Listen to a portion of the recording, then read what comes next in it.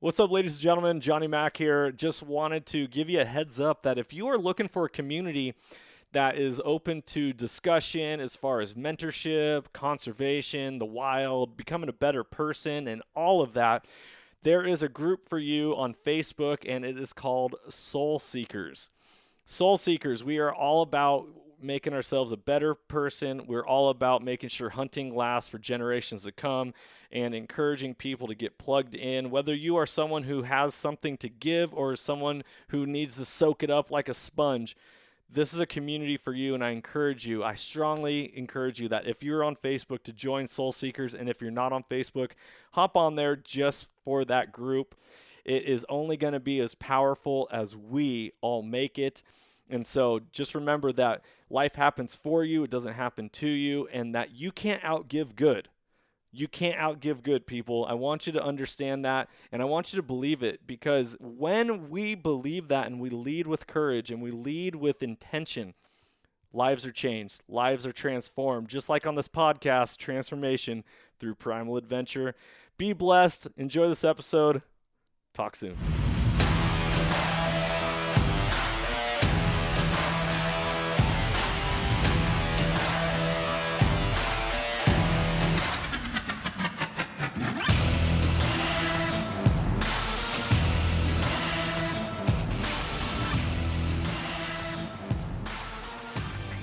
Welcome, ladies and gentlemen, to the Soulful Hunter Podcast. I'm your host, Johnny Mack. Through this podcast, I'm on a mission to transform lives through primal adventure and to spread my mission of mentorship as conservation. This podcast is powered by Washington Backcountry, a resource for all hunters, both new and old. To find out more about Washington Backcountry, go to wabackcountry.com or search for Washington Backcountry on Instagram, Facebook, Twitter, and YouTube. The Soulful Hunter Podcast is also proudly presented by the Crazy Elk Company. Based out of the state of Washington with products made in America, they are providing solutions with gear to problems you didn't even know you had. Their tag wallet is one of those solutions, and I had the pleasure of using it on all of my hunts this last year, and it is now a mainstay in my kill kit. The tag wallet is a water-resistant zippered pouch that comes with its own reusable zip ties to safely and securely store your notch tag for quick and easy access.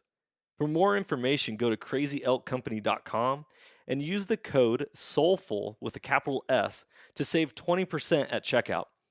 Be blessed, everyone, and as always, stay soulful.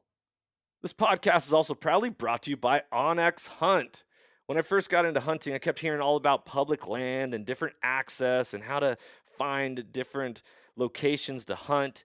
I was like, well, how are people even identifying all this stuff? Well, sure enough, I came across the number one hunting GPS app, and that is onX Hunt. If you guys want to get better at hunting and go deeper into your scouting, onX Hunt is the number one GPS app for that. Join the millions of hunters who trust onX Hunt to find more game, discover new access, and hunt smarter. It was a game changer for me, and I know it's going to be a game changer for you if you've never used it. If you have used it, you know the power that it holds. Guys, I really hope you enjoy this episode. If you want to know more about onX, go to onxmaps.com/hunt and check out their app. Be blessed, freedom on, and stay soulful. Ladies and gentlemen, welcome back to another episode of the Soulful Hunter Podcast. I'm your host, Johnny Mack, and today I am joined by one of my great buddies and friends that I have been connected with through social media. And then 2 years ago, when I got to go to the Western Hunt Expo for the very first time, I saw him. It was like a soul connection. Tractor beam sucked me right in. Bam. And all of a sudden, I was in the presence of the great mountain goat Pauly. Pauly, what's up, brother? Paul Servey, my man. What's up, my brother? I'm excited for this one. I appreciate you having me on, dude. Like, this is cool. Like, middle of the day, I've got plenty of energy, so it's like we're good to rock and roll. So Absolutely, yeah. You gotta bring that energy. Let's go. It's all about up in our vibe, right? you do, and so yeah, I'm excited for this one. All you listeners, you can't see, but Mountain Goat's sitting in his room with just a pile of beautiful mule deer racks on the wall, and I'm just like, oh baby. Let me just look at those a little bit more. Pauly, what's been happening with you in your world, man? Your wife is back in town. She's no longer serving overseas. Just what's good, man? Dude, it's life has changed, has done a, I'm gonna say a 360. Well, 180, whatever. It's amazing. It's a huge change. Deanne retired from 20 years of service with our local sheriff's department here in Utah, and it's just been amazing. She retired from the Air Force last. Oh, has it been a year? June, I think she got out of the Air Force, and but she retired from the sheriff's office 6 months ago, and it's been amazing, dude. Like, it's so good to see Deanne, the Deanne she used to be, like happy, just go lucky, zero stress, and it's been a great new chapter in our lives for sure. I can only imagine. They say happy wife, happy life. Oh yeah, I mean, and oh man, I'm a little jealous, dude. I still I work a 4 on 4 off, so I still get 4 days a week off. But when I go back to work, it's like, dang, you got a life. Like, sleep in, get up, drink coffee, like just kind of like, what am I gonna do today? And not that she doesn't have plenty. She finds plenty of stuff to do. Like, it's not like people are like, what are you gonna do when you retire? And she has tons of stuff to do. Like, she just, she goes to the gym, she goes on the mountain, hiking, taking the dog for a walk. She's making awesome meals every day. I mean, dude, life's good, dude. Sweet. I love it. I love it. Well, so Pauly, I see last time we recorded, and obviously I saw you in person at the Hunt Expo, and you already had this. But the last time you were on this episode, this podcast, your hair was a lot shorter. Are you growing out the roots? What's Dude, going it's on? full on native, bro. I'm bringing back my native roots. So Yes, I love it. yeah, the connection to Mother Earth, just kind of the whole circle of life. I decided that I've been trying to tell my dad, I'm like, dude, like, dad, you're like almost 60 something percent. Like, grow that hair out. I was teasing him the other day, and he goes, well, some Indians have short hair. And I'm like, not the chief, dad. So my brother James and I have started growing our hair out. So, dude, I don't know if I'll ever cut it, honestly. I mean, trim it and stuff like that. But as Yeah. far as like cut it off again, I don't know. I'm probably gonna just keep. If it's not touching your shoulders, it's not long enough, right? Dude, I actually love it. It took a while to get used to, but like last year during the hunts, I was like, oh my gosh, this is like. But now that I can like put it back or get it out of my face, it's a lot easier. Yeah. Well, I know you love riding those Baku e-bikes, which I can't wait to hop on one of those myself one day. But I mean, if you're really returning back to those native roots, brother, I can't wait to see you sitting high on a horse. And I know you're a horseman and letting that hair just like blow across your face, like all majestic. Deanne's actually outside brushing them right now. That's funny. I love it. I love it. Well, Yeah. Big Dog, let's get into your story that I want to share. So everyone who listens to this podcast knows that I am a huge proponent of bear hunting. I think it is the first animal that people should start hunting when they get into hunting. Seasons are long. Weather is typically great. You have a lot of opportunities, and it's like, remember the term cross training back in the 90s? Like, dude, Yeah. I got my cross trainers on. The whole idea is like you're hunting bear, but you're cross training for all your other animals that you're hunting at the same time. And so you just got back from an epic bear hunt in Montana with Jana Waller of Skullbound, and dude, I Yes. want to hear about this hunt, man. Let it rip. Oh, hunting with Jana is amazing. Hunting with Deanne's amazing. I mean, to be able to have your wife there during the hunt, and then one of your best friends, and it's just awesome. And they're just fun to hang out with. But as far as the bear hunt, I mean, we've kind of got a little tradition now. Jana has us up, and we go spring bear hunting for a week, and it's just. And like you said, spring bear hunting, it's like it's turned out to be one of my most favorite hunts of the year. And you use the word cross training, but it kind of gets you tuned up. Yep. Spring, it's like the first hunt of the year. you're getting back in shape, you get the guns back out, and you're playing around with those, and then it's time to go out and chase some bears. And what a fun time to get out. I mean, in nature. I mean, flowers are starting to bloom, the grass is coming up, it's green. The Little bit of mosquitoes are not out yet. yeah. The mosquitoes aren't out, but them dang ticks, man. Sometimes, holy cow, they can be out.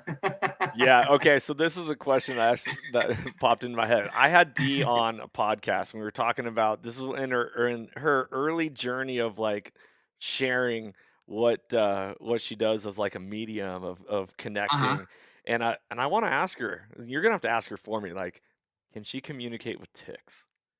Like, dude, she'll be like, this is what she'll do. I'm like, just kill that son of a bee. And she's like, no, I'm just telling it, just leave me alone. I'm like, okay, if it doesn't leave me alone, then kill it, because it's not listening.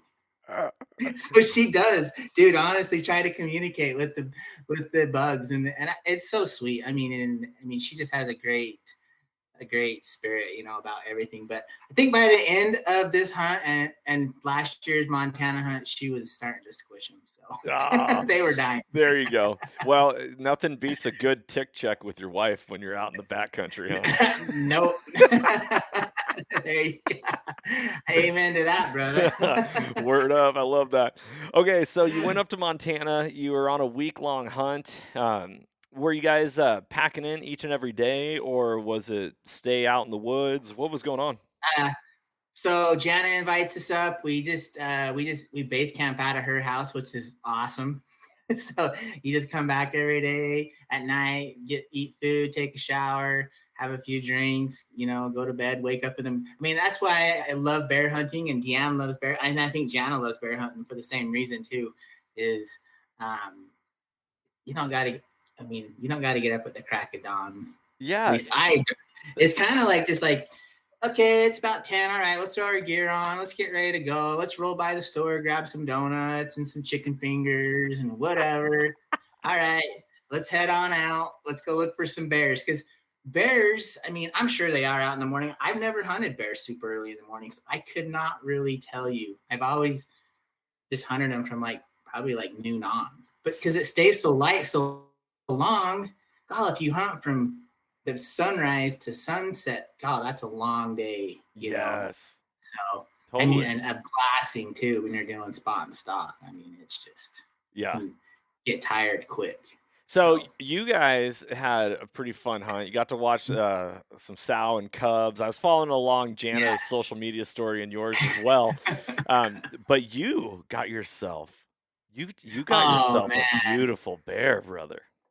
One of the prettiest bears I've ever seen, for sure. Yeah, let me tell you kind of the story. So Deanna and I drove up. I left work on a Sunday a little early. We just bonsai'd it straight to Jana's house so we could start hunting Monday. And got there, and we woke up Monday morning, and we went out and we took the e-bikes out on an area that we can ride those bikes, and we got in there and we glassed, and we weren't seeing much of anything. And then probably around I'd say around 5 o'clock in the afternoon, I was glassing way across the canyon into somewhere where we've never even hunted, and I don't even know why I was looking over there. Because it's fun, Yeah. And I look over and I'm like, dang, that's a bear way over there. And I'm like, oh, how do you think we could get to that thing? And so it was cool. We seen a bear. We get excited because we saw a bear. We're on the board. MGP's on the board because we have this little bet every year with Jana. Because Jana, she can spot that girl. She's got eyes of an eagle, dude. It's crazy. She finds everything. If it even looks like a bear, it's a bear. It's just like, oh, there's a bear, or there's a moose. You know what I mean? So we seen that bear, and it looked like a really nice bear. And we were trying to figure out how to get over there. We got on Onyx, and we were trying to figure it out. And then we were hunting our way out, and we'd stopped at one of the places we really like to glass. And about 7:30, Jana had walked up the road a little bit, and Deanna and I were down this logging road a little bit, and she came cruising back down, and she was like, I got a sow and cub right below us coming out. And we're like, oh my gosh. And it was beautiful because Deanne, last year we didn't get to see any cubs. we just didn't see any cubs last year. And Yeah. she's really wanted to see a sow and cub in the wild, you know. And so this sow comes out with this beautiful, I mean, you saw it's a beautiful chocolate, golden muzzles, just pretty bears. And we got to watch them for probably 15 minutes or so before they kind of fed off up this little logging road, grassy patch. But I didn't want to leave, and they're kind of like, I think we need to get around the other side before she feeds up to the logging road. We're gonna come across, we're gonna come on her. I'm like, oh, she won't make it there in time, and because I'm like, something's gonna pop. Like, there's gonna be another one come out. That boar is just gonna come walking out. You know? Because where one bear is, there's always more. Yes. Yeah. So I'm kind of watching her feed, and I'm thinking the time, and I'm like, all right, let's boogie around and try to, dude. We come around the corner and we're watching because we know she could be like on one of those corners that we're coming, because she was coming up, and we come around the corner and all of a sudden Jana's like, there she is. And I'm like, and I'm thinking like, she's like right there. So Deanna and I immediately stop. I'm like, hand on my gun. Like, I'm like, where is she? Like, and she bolted across the road, and all of a sudden here comes Cub running across the road in front of us. We like ran right into him. So cool. And the last thing, it was cool. It was like, the last thing you want to do is like startle a sow with a cub and have her like come rip you off your bike. Right. But it got our hearts going. But so yeah, that was like day one, and we rode out, and you know, I mean, just to see bears, I just love seeing them. Bears are just they're the best. Cool. They're the coolest animal. Yes. I mean, just to watch them and watch that little baby over there running around and eating and just chowing everything it can eat as fast as it can eat, you know. And mom, God, and just anytime the mom lifts its head, baby's like, this does exactly what mom does. Mm-hmm. It's pretty cool. Last year, no, this was 2 years ago, I guess, on my very first spring bear hunt, Two Shot and I, we were making our way, and we spotted this monster black bear, like probably one of the biggest black bears I've ever seen, and jet black. And but the weather is kind of foggy, a little cloudy, misty, and so visibility wasn't the best. So we get ready, like get on the gun to kind of just, you know, get comfortable.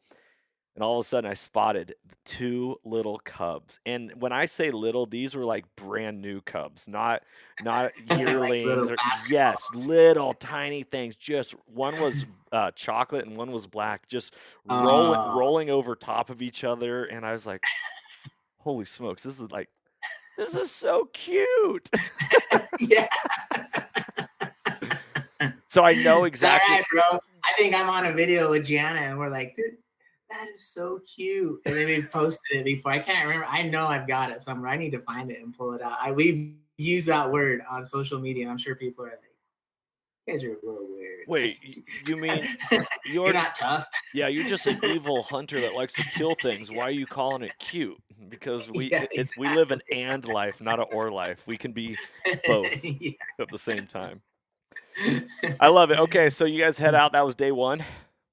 Day one, we go home, eat some dinner, we were out pretty late because we stayed out almost till dark and glassed, because coming out of there, we got home to her house because we're about, I mean, even from where we bear hunt from her house, we're anywhere from 1 to 3 hours away, just depending on where we want to go. So we got home, made some dinner, but we hurried and jumped on Onyx, and we were trying to, like, how can we get over there? You know, we need to try to figure out a way to get over to see if we can get on that bear, because we're figuring he's coming out on the same patch of grass, because it's just this beautiful green patch in the middle of nowhere. Yeah. We figure he's just hanging out over there. So we kind of figure out that night, but we're like, let's get up in the morning. We'll dial it in a little bit more. Dude, the craziest thing is I wake up Tuesday morning, and people will be like, oh, you had a hangover. Dude, I think I had 1 drink before I went to bed, and woke up, dude, with the worst headache. Did not feel good. Like, I thought I was maybe coming down with the flu or something. And I go out there to drink coffee with those 2, and I'm like, I got to go back to bed and see if I can. Like, here we are, perfect weather.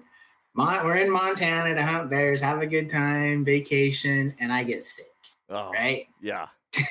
And so I take some Advil and I go back in and I sleep till about, I think, almost 11 o'clock. And I come out and, dude, it was the craziest thing, dude. I was like, felt fine. So I don't know if it had to do something with the full moon the night before. I don't know what's going on in the universe. But anyways, I come out and they're both like, how you feeling? I go, let's go kill a bear. They're like, Yes. I'm like, let's rock and roll. I go, I feel great. They're like, are you sure you're okay to go? I'm like, yeah, let's go. Let's load up and go. So we figured out how to get to that spot. And I mean, we didn't even get up on the mountain probably till like 2 o'clock. And we got in there and we were on our Onyx. We followed these logging roads and we were able to get right in, dude. We got over it to within 350 yards of this grassy knoll where he'd come out the night before. And we're just set up perfect, just sitting there. And there's giant pile of crap. I'm sure it's him on the road we walked in on. And I'm like, oh, so he lives around here, you know, he's in here. And so we wait, but as we were coming in, there was this one canyon that was absolutely beautiful. I mean, just had water in the bottom of it, grass, all types of cool stuff, you know, bear habitat, you know, like you just know a bear lives in there. And so I said, well, let's stay here till around 7:30, 7:45, and then we can hunt our way back out. And so we waited because the night before he'd come out, I want to say right around 5:30ish, he popped out over there and he no-showed us. He didn't show up. Oh. So I turned to the girls, we're getting ready to leave. And I'm like, hey, I just want to let you guys know, probably going to really focus on this bear. And I go, for the next few days, unless I go, we see something really neat. And they're like, okay, that's fine. You know, they were cool, whatever. And, but Jana's like, we need to get back to that other canyon. I just got a feeling we need to get down there. Like, it just looked awesome. So we throw our gear on, lights kind of starting to fade, but you know, Montana, that time of year, the light starts to fade, but it stays light. Yes. All the way to almost like 9:30 at night. It's weird. Yeah, it's weird. So we throw our gear on. She's on a mission, dude. She's like, and if you ever hunted with Jana, that girl can walk. Like, she can go. So Deanna and I, we're just cruising, keeping up with her, and we get down there, and we're just getting ready to come around the corner about maybe 50, 60 yards from where you can actually look into this beautiful canyon. And I'm like, hey, I got to take a pit stop real quick. I'll catch up with you guys. So they go down the road, and I go to the bathroom, and I come down the road, and I could see it in their faces. Like, they're all excited. And I'm like, what? And they're both like, shh. Oh, okay. She goes, and Gianna's like, it's either the prettiest blonde bear I've ever seen, or it's an elk over there. I'm like, are you serious? And she's like, yeah, he just went into those pine trees over there. And I'm like, okay. So I'm looking, we can't see him. Deanne's totally focused on the area. I'm like, well, I'm going to get set up just in case. I'll start getting my gear off. And about that time, Deanne's like, it's a bear. And it's a pretty bear, you know? Like, so I'm like, okay, let's take a look at him. And we're just like, oh my gosh, he is just the prettiest bear I've ever seen. We saw a bear that color 2 years ago, but not near as blonde as this bear is. This bear is blonde. And so I'm like looking at it, and I'm just like, yeah, I'm gonna shoot it. It's pretty, you know, it's so beautiful. And you don't get opportunities with those kind of bears very often. Like I said, in all the years of hunting bears, I've seen 2 bears that color. And so I get set up. Jan is calling the ranges, and I help Deanne set up the spotting scope and get the phone scope rolling so we can, and she's videoing for the kill shot and all that type of stuff. And he's over there just milling around for like 10 minutes. You know, I was in the gun, and a couple times I was just getting ready to pull the trigger, and you know, bears, dude, they never stop moving. Yep. I take a breath. I go, I'm just getting ready to squid. I'm like, fingers starting to pull, and he like turns. He did it like 2 times. Finally, I had to get out of the gun and just be like, okay, just take a break for a minute. We got plenty of time. He's not going anywhere. He has no idea we're here. We still got plenty of light. And got back in the rifle, and he started feeding down. And I think I got in the gun one more. I was getting ready to pull one more time, and he turned again. And then he came down the hill just perfect. And in the video, I don't know if they'll play it, but he comes down the hill and he stops and he just like puts his leg out perfect. And Deanne's like, "Oh, there you go," or something. And just about that time, I took a deep breath and touched off. And dude, I just hit him perfect, just dropped him. He rolled like 3 times down the hill and just, that was it, man. Lights out. Epic. How far of a shot did you take? 385. Yeah. Yeah. With that new Browning 6.8 Western. Have you heard of that cartridge? I have. I've never seen that ammo on the shelf though at a store.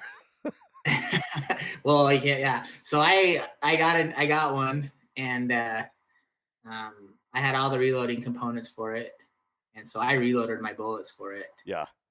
And dude, it's a shooter. It shoots half MOA at 600 yards. Wow. So wow. Yeah, it's a little shooter. I'm happy. It's lightweight and it hits hard. Is that a short action? Short action. That's the first time I've ever shot a short action. Oh, I love short actions. So yeah, I'm excited to use it the rest of the year out and see how it does. Right now I'm shooting a Sierra 170 grain tip Game King. I really would like to get my hands on some 170 EOL burgers. So anybody out there that listens to this podcast, I'm looking for some 170 grain EOL burgers. So slide up in burgers. Yeah, slide up in those DMs. I don't know what Burger's doing right now. Why are you making any .277 caliber? Dude, that's it. We're getting them on the podcast. We're getting this. I'm calling them right now. Dude, that is so awesome. I know you're talking about when you see a bear that like, dude, maybe it's a soulful hunter in me. Like the connection. You're like, oh, that's not to claim ownership, but like a connection, right? Like that's my animal. Like that's the one we were meant to be together.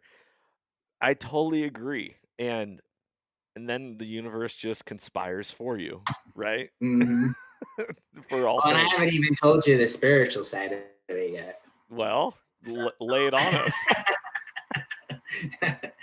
So this is where it's not weird. It's just the connection with Mother Earth I know that we have. And if you listen to those, if you're out there and you let yourself open up to those things, you'll have these experiences while you're hunting or in nature. You just have to have your heart open to the universe and stuff like that. And I'm very close to Mother Earth. I know that's where my roots come from, you know. And as we're going in to go over to the spot where we seen the bear the night before, we come into the canyon that this bear's in. And there are 3 hawks flying around above us. Just, I guess hawks screech, right? Is that what you would say? Yeah. Screech? Yep. Whatever they do, you know? They are going crazy as we come through this canyon.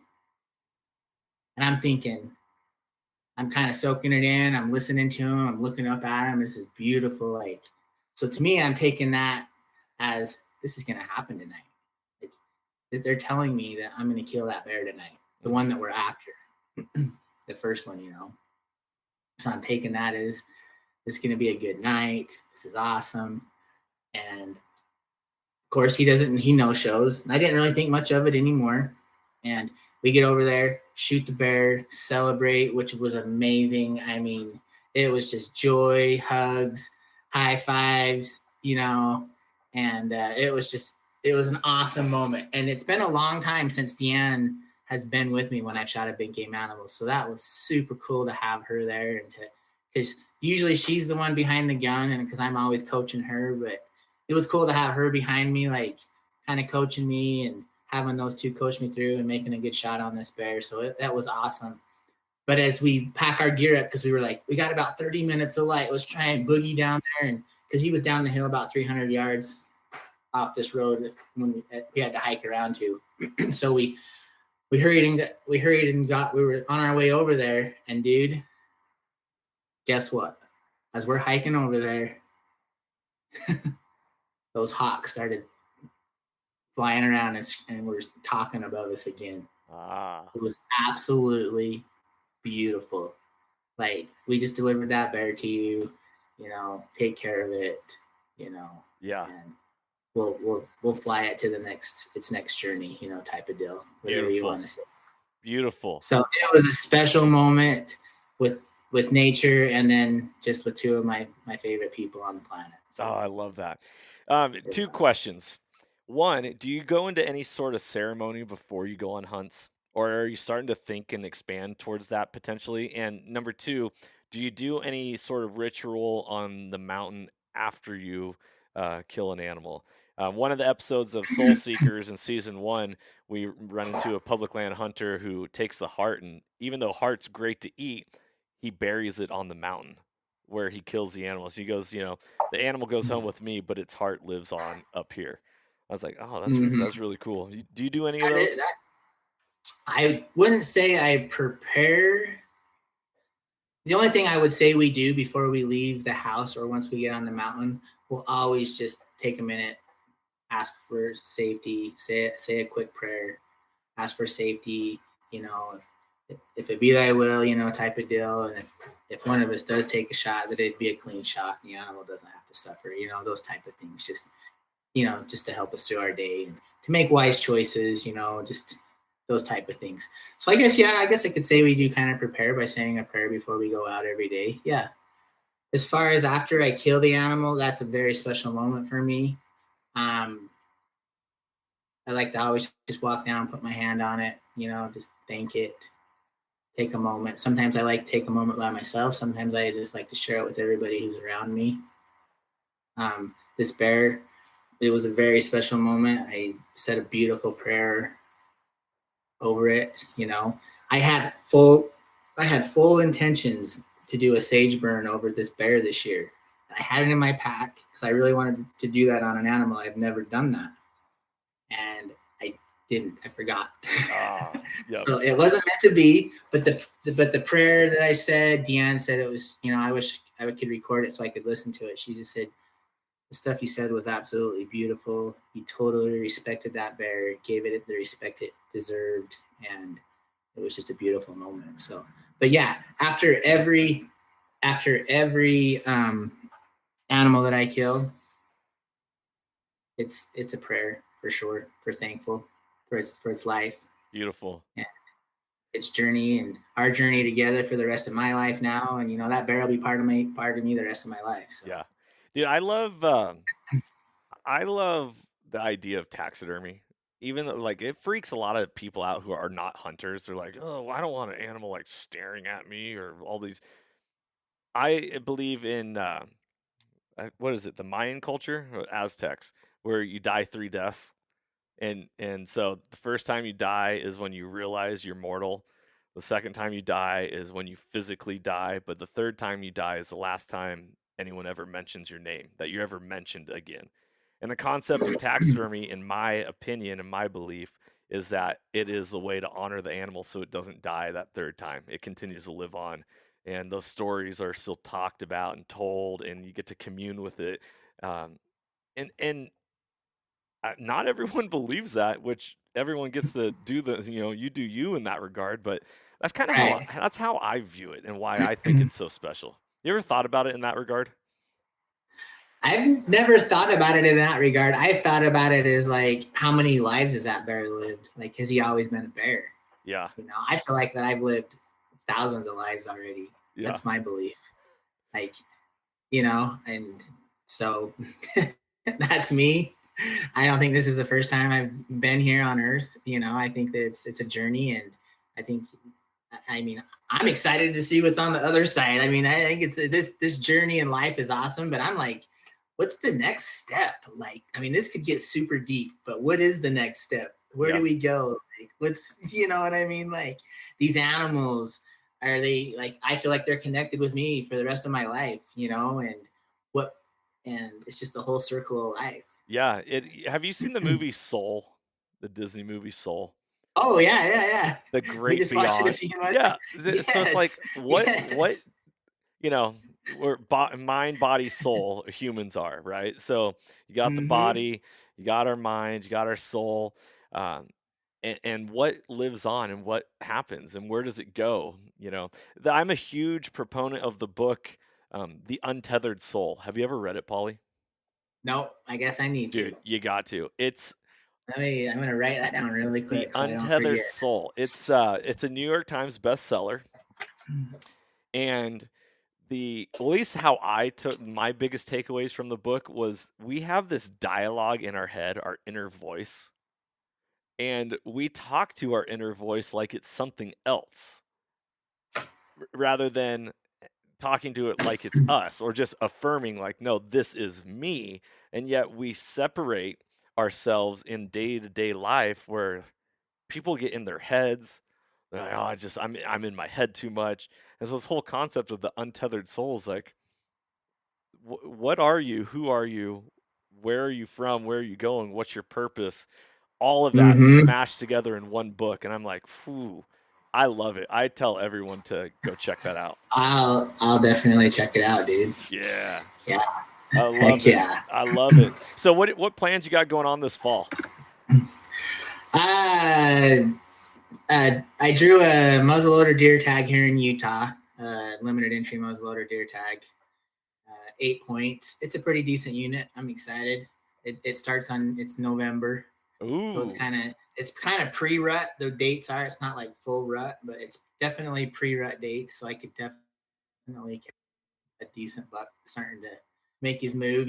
Looking for some does. Yeah. And then I've got an Idaho deer tag. Deanne's got a muzzleloader deer tag, and we'll do general elk. We didn't draw any elk, and I think I'm gonna maybe go to Colorado for elk right after that muzzleloader. So we'll hunt some late season elk in Colorado.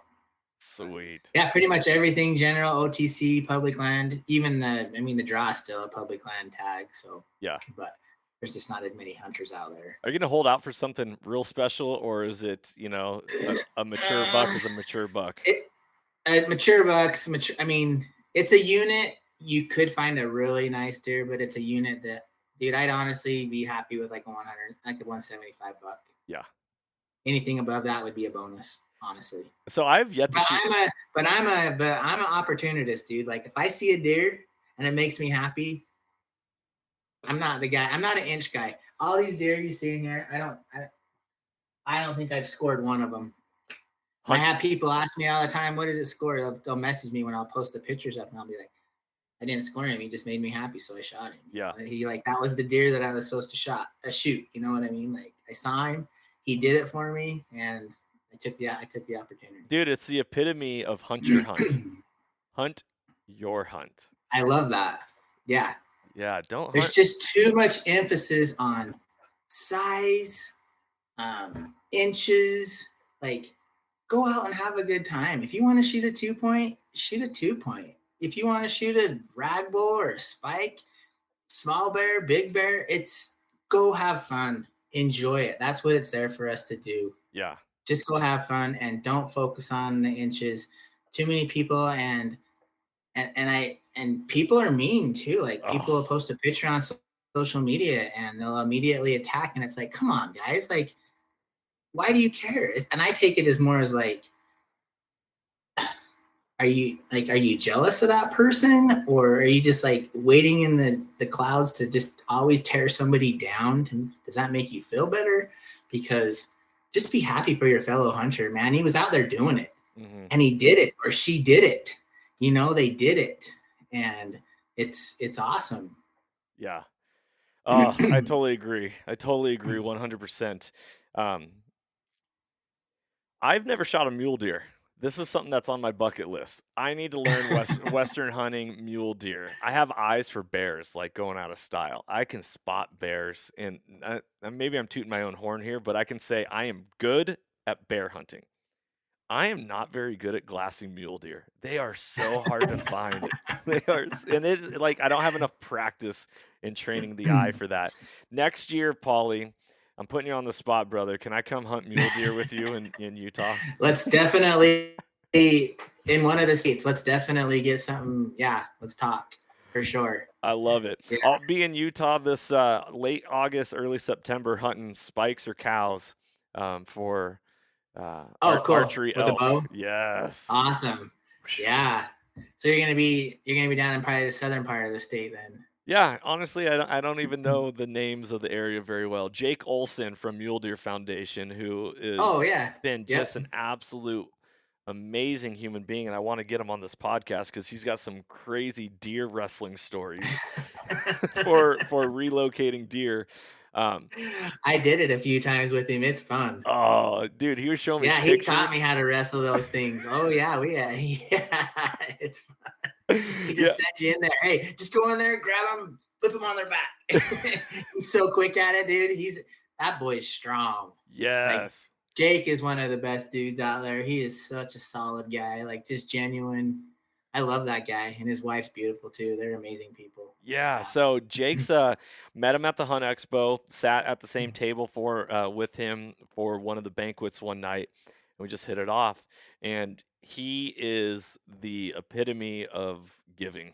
Like, he's like, you guys, you don't even have to do your research on where we're hunting. He goes, you come to Utah and we're going to spend some time together, and we'll bring the horses and all this stuff, and we're going to go out and we're going to get you That's on elk. awesome. And I'm like, wow. He's a hoot too, man. He's so funny. What is he's a farrier? Is that what it's called? Will you take care of I was horses? gonna say he's best shoer in the state, dude. I'll put that out there right now. That guy can put a shoe on a horse. He does a good job. I wish he didn't live so far away. Jake, I wish he didn't live so far away. He shoed my horses a few times. He's awesome. Dude, yeah. Such a stud. Well, Pauly, brother, we could do a podcast forever. I know, definitely want to get you on, maybe get you and Dee on at the exact same time and talk about the spiritual side of hunting, because I feel That'd like be awesome. that's something that not many people cover, and I want to address that. So that'd be huge. So let Dee know. How can listeners find you, follow along on your adventures? Mountain Goat Pauly on Instagram is my biggest platform, and then we have another outdoor channel on Facebook. It's called MGP Outdoors, and we actually have a website. It's called MGP Outdoors too, so go check that out. It's got some apparel on it. We don't push it really hard. We probably should, but yeah, if you have time, jump over there, check it out. But those are our two biggest platforms, and come along, follow us on our adventures. It's amazing. I love it. I love what we do. Beautiful. Well, at the end of the day, it's all about grounding ourselves. Oh, and we have a YouTube channel too. Sorry. Let me plug that in there too. Got to plug the YouTube channel in there. I don't know why I forgot about that, but we post some of our stuff on YouTube channel too. And that's just MGP Outdoors on YouTube. So I freaking love it. I love it. Dude, Pauly, you're a boss, bro. I really appreciate it. Always a great time talking with you. Oh, thank you. All right, well, listeners, thank you for listening to this episode. If you liked it, please go like it, subscribe it, share it, rate us, all that stuff, because that helps get the word out. Remember that mentorship is conservation, and hunting has the power to transform lives through primal adventure. I'm Johnny Mac, the Mountain Goat. Freedom on, everybody, and stay soulful. Freedom on, brothers, sisters. Right. Let's go. If you enjoyed today's podcast, I'd love it if you could go ahead and give this a rating as well as subscribe.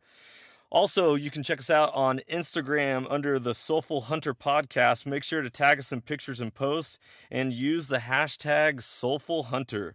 To find out more about the Soulful Hunter Podcast, go to soulfulhunter.com and be sure to follow the podcast, as we are going to be bringing you a lot of great information, insight, and changing lives through primal adventure. I look forward to connecting with you on the next episode. Stay tuned and stay soulful.